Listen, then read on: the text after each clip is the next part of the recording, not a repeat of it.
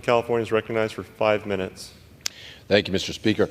I rise to oppose H.R. 1023, which would not only repeal the EPA's common sense fee on methane pollution, but would also eliminate over $1 billion of financial and technical assistance for small and medium oil and gas producers to reduce their methane emissions.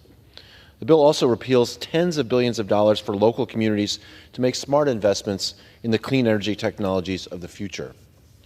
It's so frustrating that during so-called Energy Week, House Republicans are not focusing on how we can lower consumer costs, combat the climate crisis, or protect public health. Instead, we're taking the time to vote on whether strong regulations on methane emissions are even necessary, or if we should invest in American energy at all, regardless of whether it is cleaner oil and gas or accessible renewable energy. Addressing methane emissions, particularly fugitive methane emissions, is one of the most important steps we can take to combat the climate crisis, and there is across-the-board recognition that we need to do more to get methane emissions under control.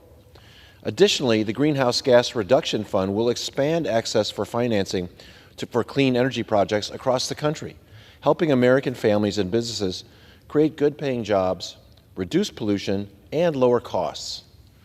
Last Congress, House Democrats were proud to advance legislation that reduces methane emissions from the oil and natural gas industry, incentivizes the adoption of clean energy technologies, and delivers significant economic and public health benefits.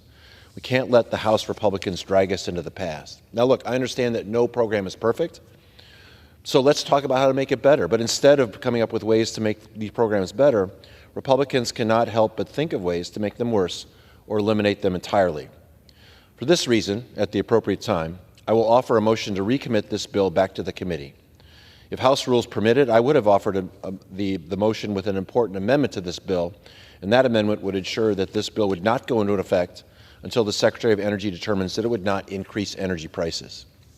I ask unanimous consent to insert into the record the text of this amendment, and I hope my colleagues will join me in voting for the motion to recommit, and I yield back.